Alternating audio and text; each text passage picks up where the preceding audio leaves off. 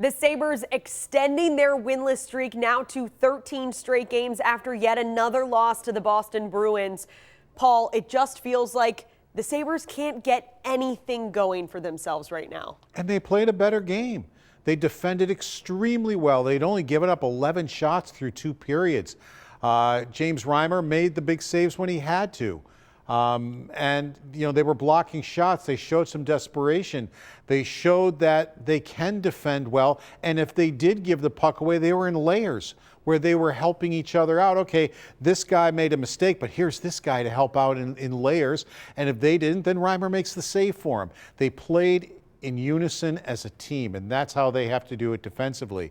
Now, there wasn't very much to say offensively, but they had to clean up the defensive area of the game. Now, we still have to bottom line this. They have to win hockey games. They can't take, well, we did good.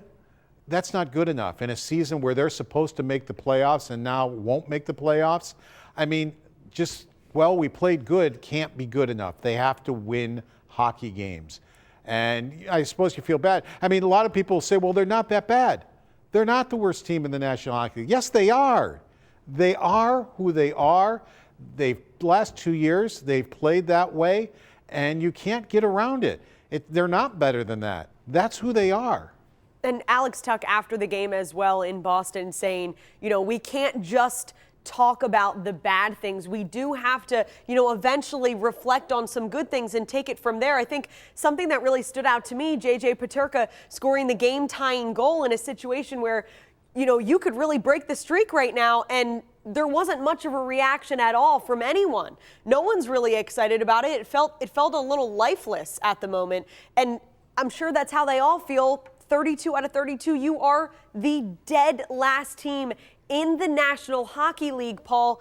How did this team get there? And they've been there before, and that's the thing. You can go back to 2014 and 15 when they were tanking to get Jack Eichel. They wanted to get a top pick 2 years in a row. They did. They didn't win the lottery, but they still got Sam Reinhart and Jack Eichel with the second overall picks. Okay, you're all set. Now you've got the building blocks to build around it, but they had a GM that couldn't build around it, didn't know how. So now move on to 2018. Guess what? You're still last. You win the lottery. There's a generational defenseman right there to take. A guy who's supposed to be and develop into one of the best defensemen in the National Hockey League, Rasmus Dahlin. You take him. Great. You're all set. No, you're not.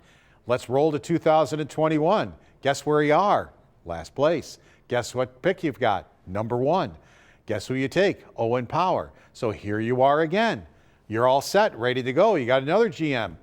Well, no, he didn't know how to fill in either. So now here we are in 2024-25, back in last place again. Will they have the number 1 overall pick? I don't know. But they keep hiring these GMs all the way through who have never had the job before, inexperienced, and haven't been able to fill in around these generational players that are supposed to make this team a great team. And here we are again at last place as you end 2024 going into 2025. And Paul, now we're going to see if the Sabres can snap the 13-game winless streak before it hits number 14. That is coming up Monday night against the New York Islanders. But for now, with Paul Hamilton, I'm Lindsey Moppert for Channel 2 Sports.